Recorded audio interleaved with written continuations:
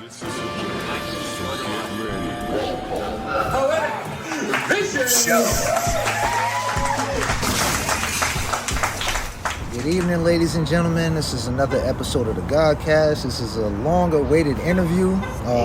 Kind of been tracking each other down to get this thing done. She came from out of state. You know, she travels back and forth. Tell the people about yourself. Who are you? My name's Andromeda. That's my poet name. My real name is Jennifer Himpsl. You can find me on Facebook. I come up here occasionally because I have family and my child that lives here in upstate New York. I'm from both New York and Baltimore. I grew up in Baltimore. I'm raised on the east side, west side, south side, north side, all over Baltimore. I've traveled a lot of different places in the world. I've been involved in many different cultures and situations. I have a lot of different kinds of friends. I don't know, but we're gonna we're gonna get more into that. My background is very diverse. But yeah, I wanna talk about this topic that Darren's gonna bring to light. Okay. So off camera, we just was talking about a situation about your son, and it kind of touched you. You know, you got moved about it. So why don't you tell the people about that? So, recently I was spending time with my son and one of a minor that's a family member, and we had gone to the mall and spent time. Everything was great. You know, they're really good. They've spent time together before, so it's never been an issue. And then we were on our way back. We were only like 15 minutes from the house, and the young man is white, and my son is biracial, and they were going back for dragging in each other like boys do. I mean, it wasn't really vicious. They were just, you know. And then all of a sudden, out of nowhere, the young man makes a comment that you look like a tree because you're black. So my son immediately said, "Whoa," you know, like, I know. And then I proceeded to try to confront it with the parent of the said minor, and it was laughed off, and then it was invalidated, and then it was basically I got screamed at and yelled at, and got told to get the F out of whatever house, and basically told my son it's no big deal. And it wasn't just him, it was a bunch of family members sitting at a table, and my son had to witness that. And so why I wanted, and Darren's just going to go a little bit longer on why I want to bring that up, is because the sad part about being in this country is that people don't think, they want to say that racism doesn't exist, and it's not a part of our culture. And if we shut up about it, it'll go away. Death doesn't, go away because we shut up about it. It still exists. And the fact that, in white society, the majority of people don't care, and then yet raise children that don't care. They don't confront the issue. And then on top of it, they see it as it's hurtful. They see it as it's a non-issue. It's not their problem. They can speak however they want, So I just knew we were going to talk a little bit. We're going to dig more into that. You have some questions, obviously. Okay, so playing advocate, right? I don't like to say devil's advocate. I call it like righteous advocate. To try to get dissect and get into the minds of the people that feel like, they can say what they want and it just is what it is, right? Do you think there's anything that they can do about this race situation? Yeah, we can start with that. Racism is like the wall of China. It really is. I don't mean to use that, but that's like, I'm using that because literally the wall of China. It's big, it's long, it's huge. You know what I mean? It was meant to keep people out. And you're coming at people about, you're digging at, when you're saying, yo, you can't say that, you're coming at it with a spoon. know, coming at it with a spoon. And if you're just one person coming out with a spoon, they ain't gonna listen. It's a lot of times in my situations when I talk about it with white people, I'm digging at it with a spoon because it's so severely ingrained into their thought process. They don't even realize it. Okay. So it's funny that you mentioned that. And so when you think about it like that, if we can get into like a little bit of the history of it, or even if we started with the history of your family, what do you think contributed or got them to the point where they don't even see it? I know previously we spoke, I made a comment in one of my pieces about a lot of white Americans are privileged to be unaware of their privilege. Yeah. What privileges would you say they have in your experience that they're unaware of? The most basic, I said this on a post if you remember, I said the most basic form of white privilege is not being afraid when you get pulled over by the police. It's not fearing for your life. That's one of them. That's not all of them. But I think it's just, they're abstract. I mean, if you really think about it, black people are 3 to 4% of the population. You know what I mean? They're not to and I'm saying for white persons, it's not relevant to them. So they can make slick comments, they can make jokes, they can make, have those and then they can raise children, whether they realize it or not. When they disregard, you know what I mean? They have it's not like they're just, coming down the street pitchforks, right? But there's always like in my family. It's just we're defending ourselves. We are not racist. I have black friends. That's my favorite one. I have black friends. Do you really are they really your friends though? Just because you claim them as a friend, would you really, if push come to shove, would you take a bullet for them, or would you trade lives with them? That's a good response. So I think in my situation, I can't really speak on, I don't want to speak on, I'm going to be careful what I say, but I think in general what I've noticed is like I can have these conversations with you or have these conversations with people who are kind of aware, but they don't care. They can paint, look, they can paint a street, Black Lives Matter, right? They can paint a whole street, rah, rah, you know what I mean? But where's all the noise now? Where's the noise? Are they making noise? No, they made noise for a little bit though, because our white guilt had made us jump up and say something, right? Right. But the noise, there's still situations that haven't been changed. You know what I mean? There's still, yeah. So do you think it's like a genuine fear that a lot of white Americans might have, or is it something that, that they're just like really isolated from? I think it's a little bit of both, I mean, I had the conversation, because obviously, I have, we could talk about that interracial relationship thing in a minute, but I had the conversation at 17, you shouldn't date or be around or affiliate with,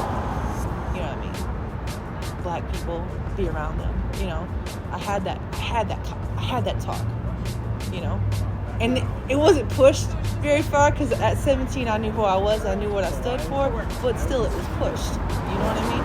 Even though these people that were pushing it didn't raise me. Oh wow! It was Miss Flo that raised me. It wasn't you. So, but I think it's a bit of fear, and I also think it's a bit of isolation. I mean, think about where we live. We live in the middle. Oh, I don't live here anymore, but you do. Right? I mean, you go 15 miles outside of here, it's all farm country. It's all roads, Amish, and there's nothing wrong with that. Nobody's saying there's anything wrong with that. I'm not hating on that, but they can have those conversations in the small, because if you think about America, there's a sprawl. Where does most of the uprising about racial and injustice and all that happen? In the big cities. In the inner cities, yeah. But where does most of the racism happen? Wow. Does it really happen always in the city? Or is it some backwoods somewhere? And I'm not talking about like the actual crimes. I'm talking about the actual attitudes that are built in this country. It's built in the back. It's built in the middle of nowhere, because these people aren't exposed to different cultures. What do you think it is that said people are afraid of? Like what? Because from my perspective, being a black person, if you will, right?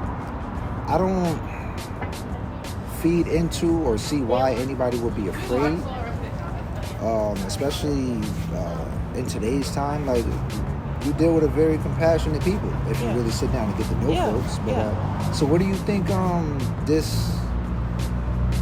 this genuine fear comes from?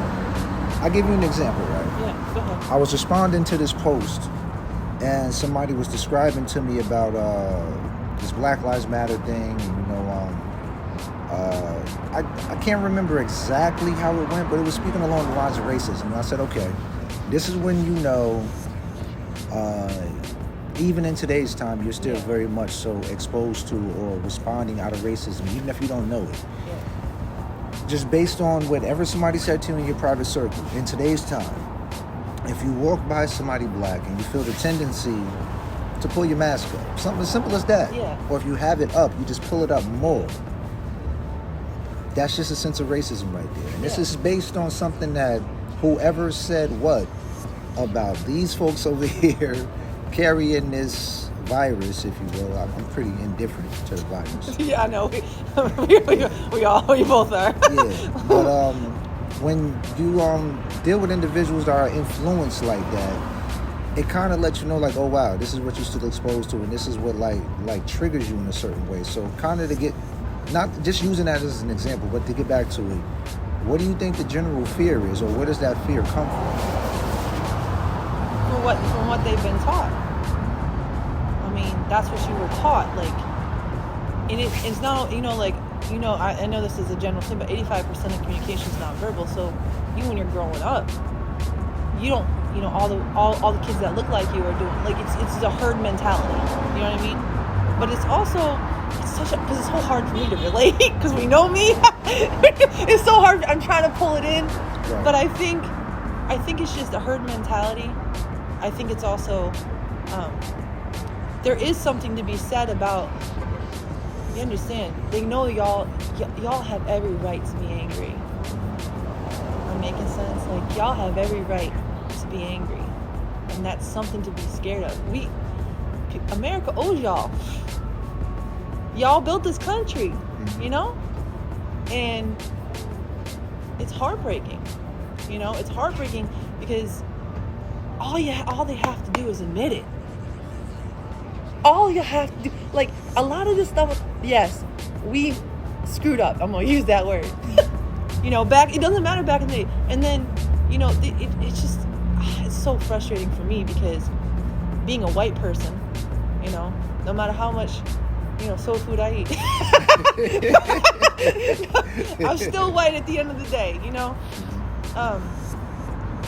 obviously, we're not all, but like being a person who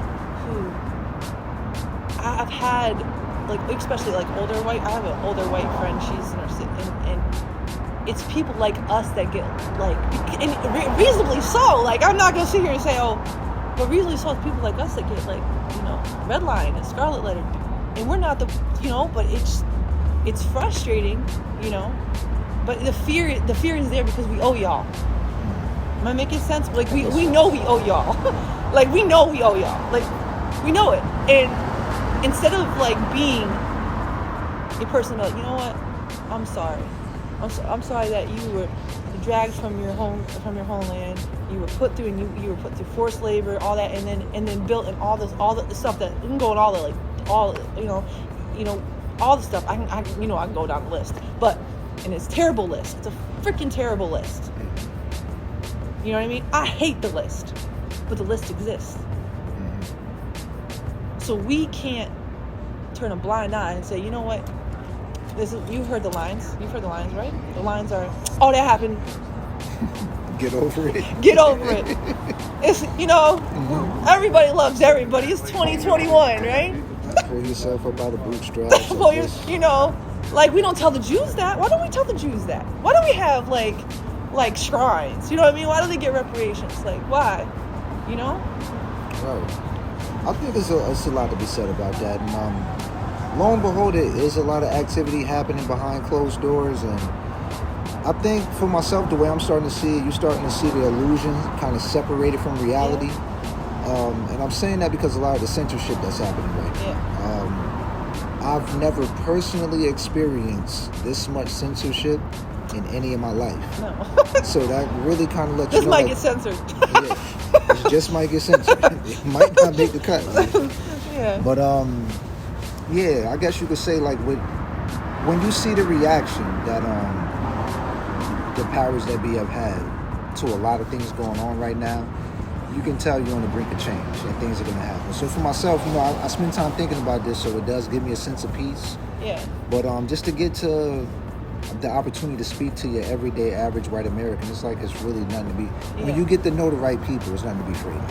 Yeah. I get it. You see some people, they're angry, they're upset, but at the end of the day, that person is just passion. But I hope, I'm going to say this to you, Darren. I hope it's not to pacify people. What's that?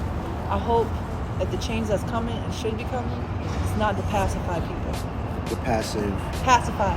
Meaning like, okay. we gave you this, we gave you a street, we changed the name or something, we changed a few laws, y'all gonna be quiet now, you know? Right. No, I'm gonna say it right now, don't be quiet.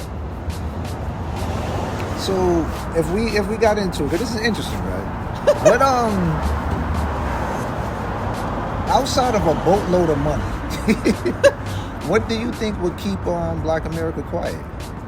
Or like not to necessarily forget what happened, but to finally say like, okay, we can focus on building or rebuilding right now. We can keep quiet about this, or oh yeah, let's keep it simple.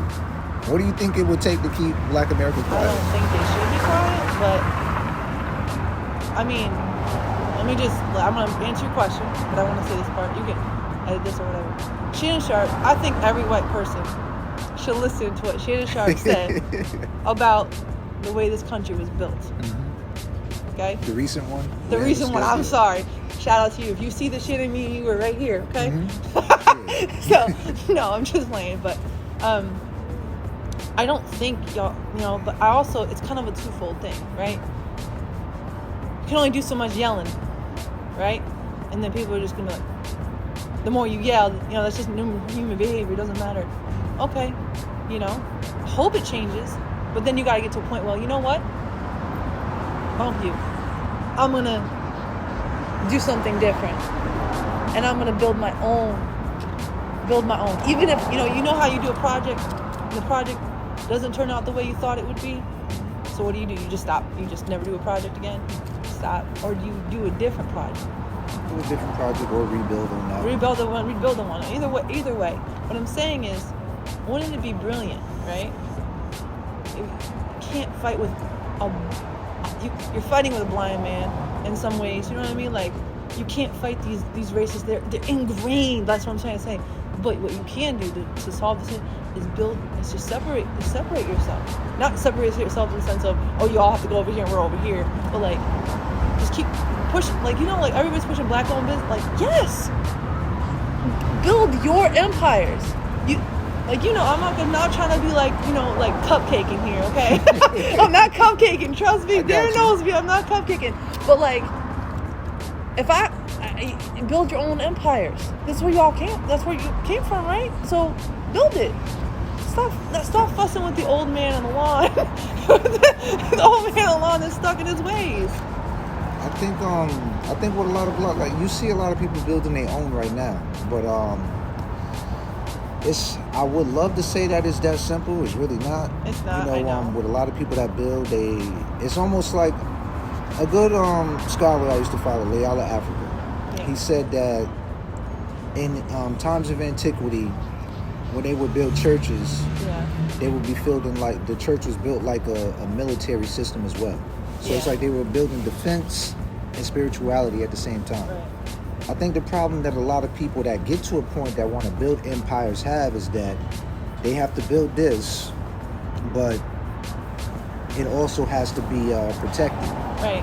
And for the people that may not have the resources or like they can't just build like great things in peace. I think that's what they essentially start to become afraid of. Like, wow, if I build all of this up to this, like Black Wall Street, is it going to be burned down? Yes. You know Yeah, what I'm I hear saying? you. I hear you. It's such a difficult question for me to answer because again, I'm like, I can't speak for somebody else. I can only speak, but it's such a tough for me. It's such a tough place to be in because I'm an outlier. You know, I can't answer, but that's one little small, simple little suggestion I have. But it's hard because it's so deep. Hopefully, the changes that are being made aren't. My biggest fear is that I'm a kumbaya kind of person. I just want to hang out, and love everyone. But my biggest fear is that that they're not just doing this to pacify people, you know, because I don't hear no noise about it, you know. Right. And that's when I wanted to bring that up. That guy that just died, I don't have his name. But down in Dallas, where I live at, the 8 correctional officers beat him while he was in jail, while he had a man that killed him. Oh wow, yeah, I hadn't really heard about that. Yeah, but that happened where I'm from. It's bad. That's where Amber Geiger happened. That's where both aunt was killed. That's where Brianna was killed. You know what I mean? Like, it's bad where I'm at. You know what I mean? So I just hope they're not. And nobody's talking about that. He was killed in jail. They had already had him in custody. You know what I mean? So it's like when I say these things are still happening, they're just not on front page news. Right. You know what I mean? It was screamed about, because it's no longer a political push, but it doesn't mean it doesn't matter.